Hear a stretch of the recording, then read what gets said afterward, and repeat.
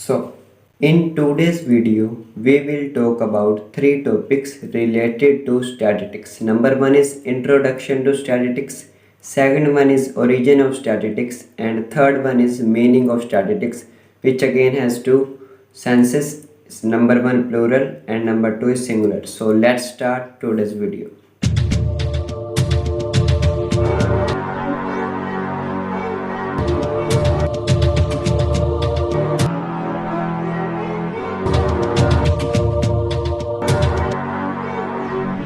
So welcome back. तो introduction क्या है स्टैटिस्टिक्स का। जब भी स्टैट की बात आती है तो हमारे माइंड में सीधा एक ही बात आती है कि मीन मोड मीडियन निकालना होगा और बस।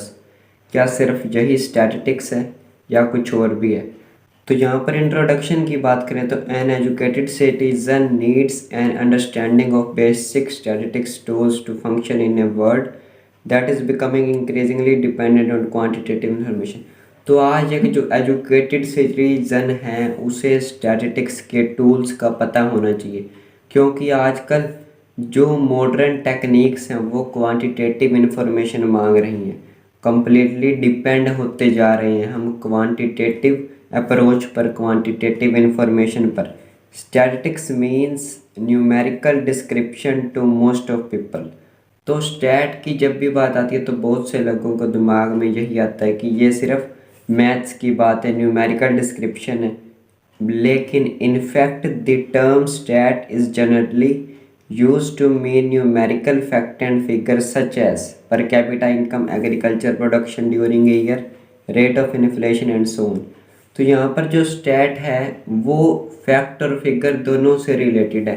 यहाँ पर क्वांटिटेटिव इन्फॉर्मेशन जो वर्ड मैंने यूज़ किया, आज चाहे पर कैपिटा इनकम की बात हो तो वो भी नंबर्स में होगी, चाहे वो एग्रीकल्चर प्रोडक्शन हो 1 ईयर का वो भी न्यूमेरिकल होगा, यानी कि क्वांटिटी में होगा, क्वांटिटेटिव में आएगा।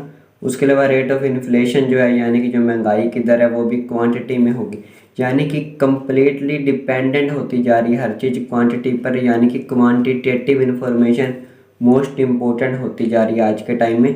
तो एक एजुकेटेड सिटीजन को स्टैट के टूल्स के बारे में पता होना चाहिए। तो ये है इंट्रोडक्शन बेसिक्स। अब इसमें थोड़ा और हम डीपली अगर स्टडी करें तो however as a subject of study statistics refers to the body of principle and procedure develop for the collection, classification, summarisation and interpretation of numerical data and for the use of such data.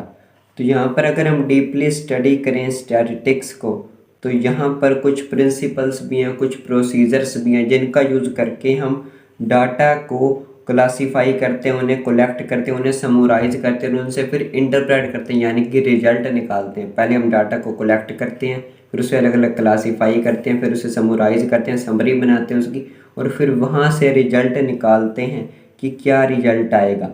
तो उसके लिए statistics काफ़ी ज़्यादा important होती है। Without the assistant of statistical method an organisation would find it impossible to make the sense of your data. तो यहाँ पर काफ़ी सारा डाटा होता है, तो जब तक कोई ऑर्गेनाइजेशन है उन्हें स्टैट के टूल्स के बारे में ही नहीं पता तो वो जो डाटा होगा उससे कोई रिजल्ट नहीं निकाल पाएंगे। उनके लिए डाटा चाहे कितना भी होगा वो कोई सेंस नहीं रहेगी उस डाटा की।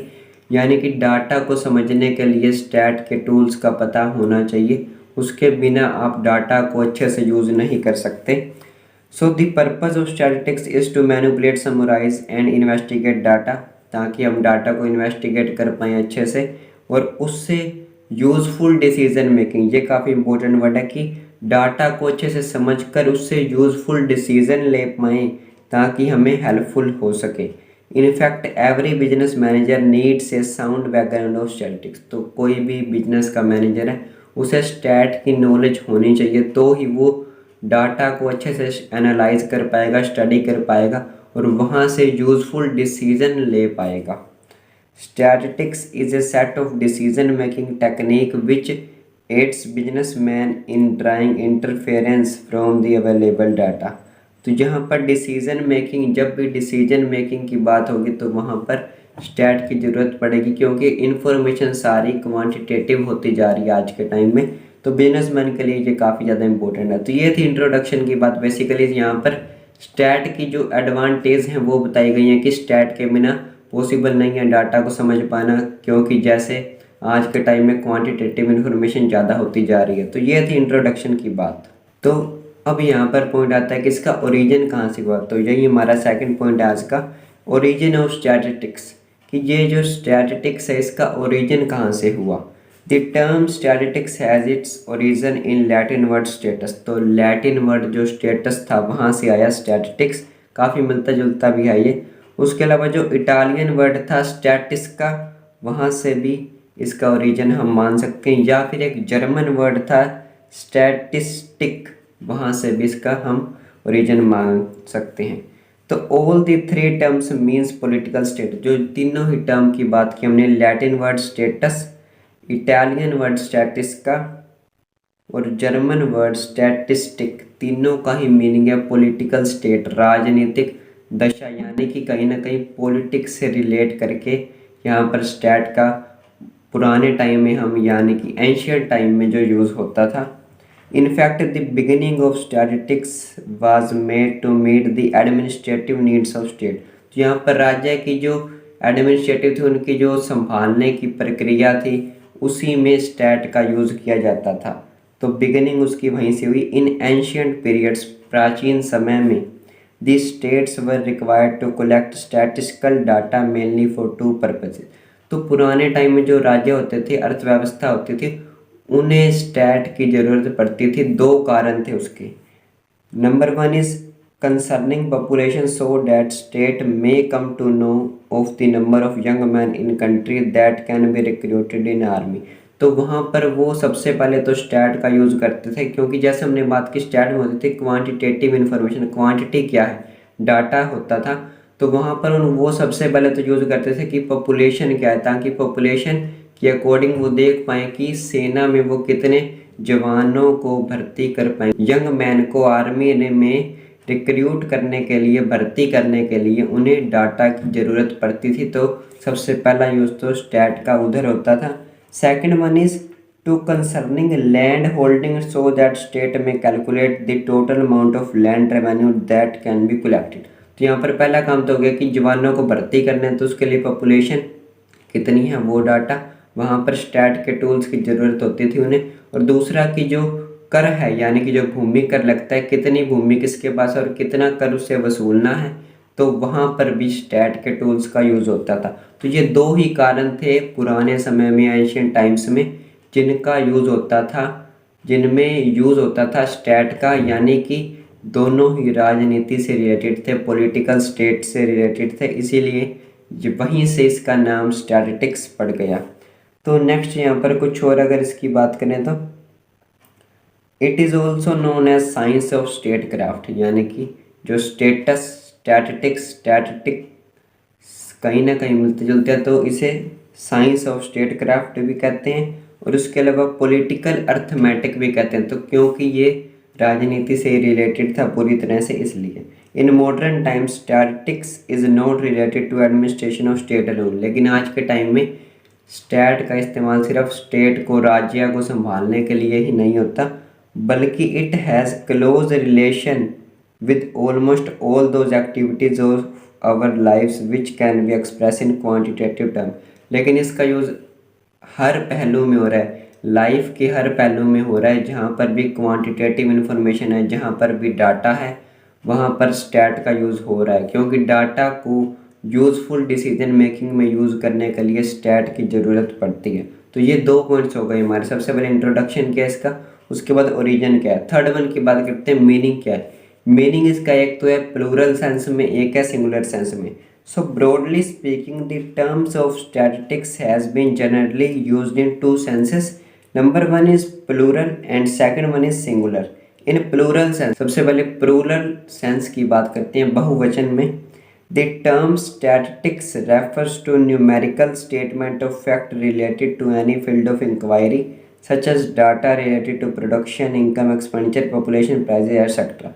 तो प्लूरल सेंस में यहाँ पर एक बड़े लेवल पर बात होगी, जिसमें स्टैट को न्यूमेरिकल स्टेटमेंट माना जाएगा। न्यूमेरिकल जो अलग अलग फैक्ट होंगे उनसे रिलेट किया जाएगा। किसी भी फील्ड में इंक्वायरी करनी है, तो जैसे कि प्रोडक्शन का डाटा हो गया, इनकम का डाटा हो गया, एक्सपेंडिचर का डाटा हो गया, पॉपुलेशन का डाटा हो गया, प्राइसेस का डाटा हो गया। तो प्लूरल सेंस में जो स्टैट का यूज़ है वो बड़े पैमाने पर होगा, मैक्रो लेवल पर होगा। In other words the term statistics in plural sense refers to numerical data और स्टैटिस्टिकल डाटा। तो न्यूमेरिकल डाटा को स्टैटिस्टिक्स कह दिया जाएगा एक तरह से प्लूरल सेंस में, क्योंकि जो भी बड़े पैमाने पर डाटा होगा वो सब कुछ इंक्लूड हो जाएगा। अब बात करते हैं सिंगुलर सेंस में, एक वचन में इसका क्या मीनिंग है। In it singular sense the term statistics refers to a science in which we deal with the technique or method for collecting, classifying, presenting, analyzing and interpreting the data। तो singular sense में क्या meaning है। Singular sense में जो statistics term है इसे हम science कह सकते हैं, जिसमें ये डील करती है टेक्निक से कि डाटा को कलेक्ट कैसे करना है, उसे क्लासीफाई कैसे करना है, उसे प्रेजेंट कैसे करना है, उसे एनालाइज कैसे करना है और उससे इंटरप्रेट करके रिजल्ट कैसे निकालना है। तो ये जो मेथड्स हैं सिंगुलर सेंस में इन्हें स्टैटिस्टिक्स कहा जाता है कि ये डील किस तरह से करें। इस पूरे को साइंस भी हम कह सकते हैं, यानी कि डाटा को कलेक्ट करने से लेकर उससे रिजल्ट निकालने तक ये सब जो प्रोसेस है इसमें अलग अलग आते हैं, कलेक्टिंग, क्लासीफाइंग, प्रेजेंटिंग, एनालाइजिंग और interpreting.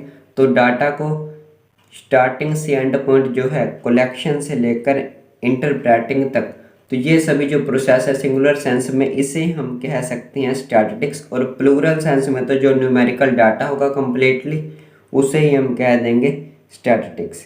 So the word statistics refer either to data themselves और the method dealing with numerical data. तो सिंपल दोनों ही जो प्लूरल और सिंगुलर सेंस को एक ही लाइन में कहना हो तो जो स्टैटिस्टिक्स वर्ड है या तो हम इसे कह सकते हैं डाटा, डाटा को ही आमतौर पर लोग स्टैट कहते हैं, तो प्लूरल सेंस में तो डाटा ही स्टैट है।